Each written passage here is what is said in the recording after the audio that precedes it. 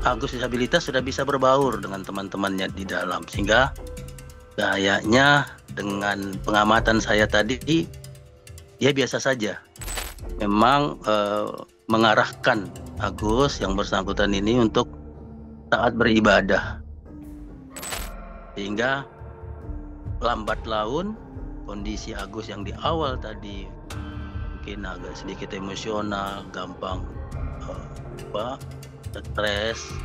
Saya memperkirakan tidak sampai 1 minggu itu kondisinya sudah berangsur membaik. Program Tribun Sound Fokus hari ini mau bersamai Anda Tribuners bersama dengan saya Nila Irda. Majelis Hakim Pengadilan Negeri Mataram menjatuhkan vonis 10 tahun penjara terhadap terdakwa kasus pelecehan seksual Iwayan Agus Wartana alias Agus Difabel pada Selasa 27 Mei hari ini. Selain itu Agus juga diwajibkan membayar denda 100 juta rupiah. Lantas bagaimana kemudian kesiapan pihak lapas setelah adanya vonis 10 tahun yang dijatuhkan Majelis Hakim terhadap Agus Difabel? Sudah tersambung melalui sambungan Zoom dalam Tribun Sound Fokus kali ini ada Kalapas kelas 2A Lombok Barat, Bapak Muhammad Fadli bersama dengan saya. Pak Fadli, terima kasih banyak sudah menyempatkan waktunya. Pak Fadli, bagaimana kabarnya? Selamat malam, kabar baik, alhamdulillah. Baik, terima kasih banyak Pak Fadli hari ini menyempatkan waktu untuk berdiskusi bersama dengan kami. Ini menyoal vonis yang dijatuhkan terhadap Agus begitu ya Pak Fadli. Saya sebelumnya ingin mendapatkan pengantar terlebih dahulu dari Pak Fadli. Benar ya Bapak, kalau memang Agus disabilitas ini ditahan di Lapas 2 Mataram? Ya, Bu Mbak Nila, selamat malam. Memang hari ini Agus disabilitas sudah mendapatkan vonis dari Majelis Hakim 10 tahun penjara, ya, eh, dari tuntutan jaksa 12 tahun. Alhamdulillah si Agus disabilitas memang sudah berada di Lapas Lombok Barat semenjak ditahan sampai hari ini dalam keadaan baik-baik, dalam keadaan sehat. Yang bersangkutan sudah bisa menyesuaikan diri dengan kondisi yang ada di dalam lapas, bisa berbaur dengan teman-temannya, warga binaan pemasyarakatan yang lain. Pak Fadli, apakah kemudian menerima informasi atau bahkan mengamati langsung begitu ya untuk reaksi dari Agus sendiri setelah adanya vonis yang hari ini dijatuhkan oleh Majelis Hakim? Ya, tadi kami di kantor ya setiap hari berinteraksi dengan warga binaan. Tadi juga sempat ketemu juga dengan Agus disabilitas yang bersangkutan juga biasa saja. Katanya masih pikir-pikir apakah mau banding atau tidak ya. Nah, masih ada waktu untuk memberikan keputusan. Artinya untuk kemudian menanggapi vonis yang hari ini dijatuhkan, ini tidak ada reaksi emosional yang ditunjukkan oleh Agus Difabel ini ya, Pak Fadli? Ya, Agus disabilitas mungkin sudah bisa menerima apa namanya kondisinya. Yang terpenting saya melihat Agus disabilitas sudah bisa berbaur dengan teman-temannya di dalam, sehingga kayaknya dengan pengamatan saya tadi dia biasa saja menanggapi keputusannya, keputusan majelis hakim. Baik, menanggapinya dengan tidak adanya emosional karena memang sudah menyiapkan diri terlebih dahulu begitu ya untuk kemudian vonis yang dijatuhkan hari ini. Ini untuk kemudian vonis yang sudah dijatuhkan oleh Majelis Hakim begitu Pak Fadli, apakah kemudian nantinya ada perlakuan khusus yang akan didapatkan oleh Agus selama berada di lapas sendiri atau mungkin setelah vonis ini ada persiapan lain atau hal-hal lain yang juga disiapkan untuk penahanan terhadap Agus ini? Ya, Mbak Nila, memang selama Agus berada di Lapas Lombok Barat, kami petugas pemasyarakatan di Lapas Lombok Barat memang mengarahkan Agus yang bersangkutan ini untuk taat beribadah.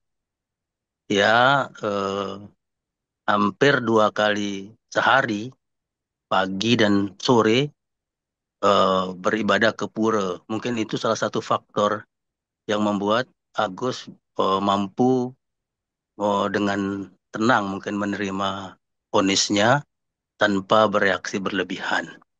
Salah satu apa namanya bentuk pembinaan yang kita berikan kepada warga binaan di Lapas Lombok Barat. Mhm. Untuk kemudian mulai masuk ke lapas sendiri, Pak Fadli, apakah juga ada permintaan khusus begitu ya, yang mungkin disampaikan oleh pihak Agus atau mungkin tim kuasa hukumnya, yang kemudian pada akhirnya dipenuhi oleh pihak lapas? Ya, mungkin di awal penahanan dahulu, Komisi Disabilitas Nusa Tenggara Barat memang menemui kami terlebih dahulu menginformasikan bahwa ada tahanan disabilitas akan dibawa ditahan di Lapas Lombok Barat sehingga kami Lapas Lombok Barat karena baru eh, pertama kali menerima tahanan disabilitas, kami saat itu mempersiapkan hal-hal yang sebagai fasilitas terhadap eh, fisik dari Agus disabilitas. Waktu itu eh, dengan konsultasi dengan Komisi Disabilitas Nusa Tenggara Barat, kami menyiapkan eh, toilet yang tadinya jongkok, kita membuat toilet yang duduk karena memang kebutuhan disabilitas Agus. Selanjutnya disarankan juga satu tambahan dengan menggunakan shower. Karena kita sebagaimana kita ketahui memang Agus tidak memiliki kedua belah tangan. Dan juga kami eh, di lapas gitu kita menunjuk eh, petugas khusus untuk bagaimana memantau perkembangan Agus sehari-hari sehingga eh, bisa terpantau seperti apa eh, perkembangan Agus disabilitas di dalam. Mhm. Mungkin Artinya itu Mbak Dila. ada pendampingan khusus yang memang disiapkan oleh pihak lapas untuk selama 24 jam ini mendampingi Agus, Pak Fadli. Ya, karena kami di lapas ada petugas piket perawat ya, yang yang mana mereka terjadwal bertugas sebagai perawat, tugas medis. Nah, petugas medis inilah yang memantau perkembangan interaksi Agus di dalam kamar huniannya, bagaimana Agus secara eh, fisik maupun secara psikis berada di lapas. Mhm. Kalau untuk kemudian kesempatan bagi Agus, entah itu menemui tim kuasa hukum atau mungkin bertemu dengan pihak keluarga, seperti apa, Pak Fadli? Ya, secara regulasi memang warga binaan kita diizinkan untuk berinteraksi dengan pihak keluarga maupun pihak penasihat hukum. Sehingga pihak keluarga maupun penasihat hukum yang ingin berkunjung atau berinteraksi dengan Agus itu eh, sama seperti warga binaan yang lain juga dimungkinkan atau difasilitasi eh, untuk bisa berhubungan dengan pihak keluarga maupun pihak penegak apa penasihat hukum. Mhm.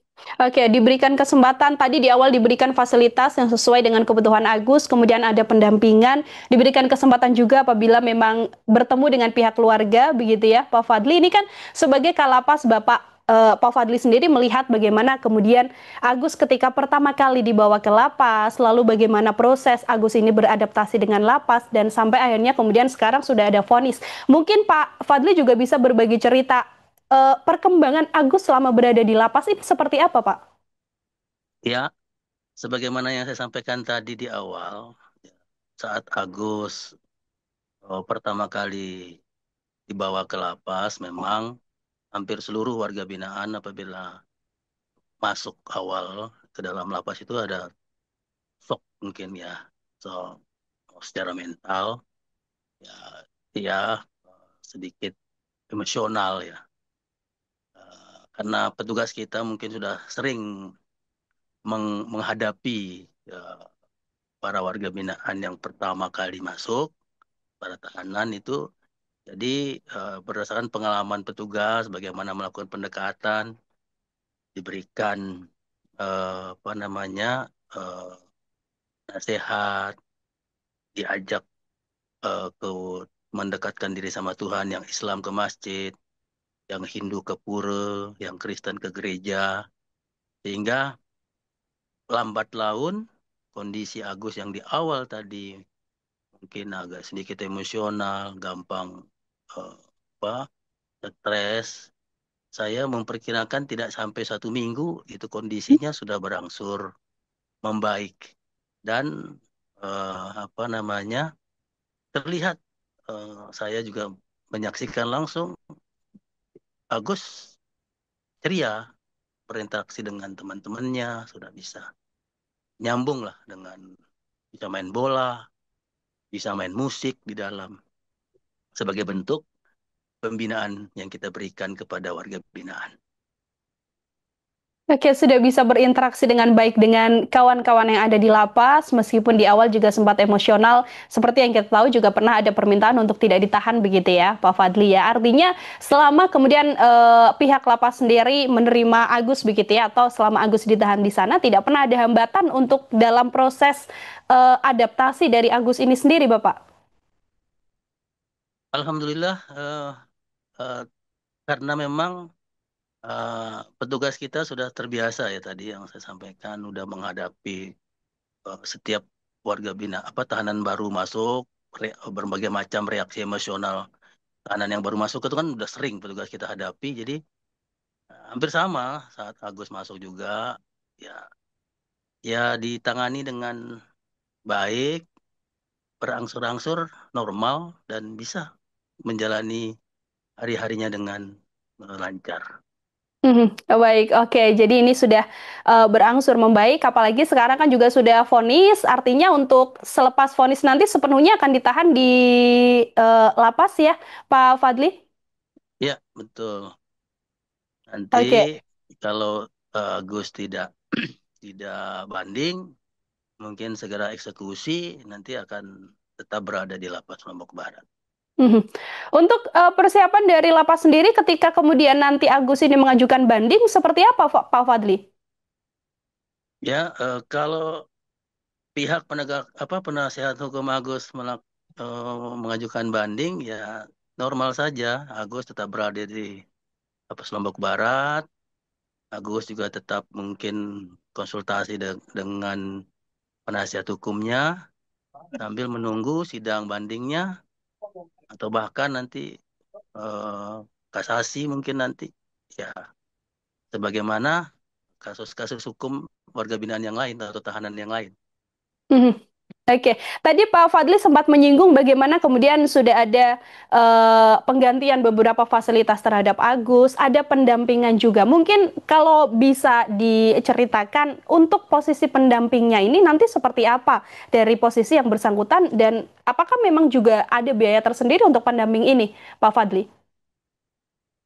Eh, tidak tidak ada biaya tersendiri, cuma di lapas kan ada petugas tadi kan seperti disampaikan ada petugas tim perawat gitu. Ada tim perawat yang ditugaskan khusus untuk memantau perkembangan Agus karena eh, keterbatasan eh, fisik Agus ya petugas tim perawat kami eh, secara khusus memantau perkembangannya. Mhm. Oke, baik. Terakhir dari saya, Pak Fadli, ini juga kemudian ini kan tadi disampaikan oleh Bapak bahwa ini pertama kali ada eh, tahanan yang merupakan penyandang disabilitas begitu ya. Mungkin juga sebagai closing statement dan sebagai penegasan juga pada publik yang masih bertanya bagaimana kemudian Agus ini menjalani masa tahanan di lapas. Mungkin juga boleh dijelaskan sebagai closing statement dari Pak Fadli. Ya, alhamdulillah kondisi Agus di Lapas Lombok Barat dalam kondisi sehat, dalam kondisi baik. Eh, Walaupun hari ini Agus sudah divonis 10 tahun, kami melihat eh, Agus disabilitas juga saya menerima keputusannya baik-baik saja, kami berinteraksi tadi, dan eh, masyarakat untuk apa namanya bisa menerima juga apa yang menjadi keputusan dari proses hukum. Oke, untuk kemudian ini menjadi salah satu pengembangan fasilitas juga ya, Pak Fadli ya, yang diberlakukan di Lapas Kelas 2A Lombok Barat ini dengan adanya tersangka atau mungkin tahanan yang merupakan penyandang disabilitas seperti itu. Pak Fadli, terima kasih banyak untuk kesempatannya hari ini berdiskusi bersama dengan saya. Ini juga semoga menjadi salah satu gambaran untuk publik juga bahwa memang kondisi psikologis, baik kondisi adaptasi dari Agus disabilitas ini juga berjalan dengan baik, ada pendampingan, ada fasilitas yang disesuaikan, sehingga nanti proses setelah adanya vonis 10 tahun dari Agus ini bisa dijalani oleh yang bersangkutan dengan fasilitas dan segala hal yang sudah disiapkan juga di lapas seperti itu. Pak Fadli, sekali lagi terima kasih banyak untuk kesempatannya. Semoga di lain kesempatan kita ada waktu kembali untuk berdiskusi. Selamat malam, selamat beraktivitas kembali, Bapak. Terima kasih Mbak Nila, selamat malam, Assalamualaikum. Waalaikumsalam warahmatullahi wabarakatuh. Demikian Tribuners obrolan saya bersama dengan Pak Fadli begitu ya. Ini adalah Kalapas yang menjaga Agus terdakwa yang saat ini sudah menerima vonis 10 tahun atas kasus pelecehan seksual. Demikian juga Tribunnews Fokus kali ini membersamai Anda. Nanti kita bertemu lagi untuk bahasan dan tema-tema lain. Selamat malam dan sampai jumpa. Download Tribun X sekarang. Menghadirkan lokal menjadi Indonesia.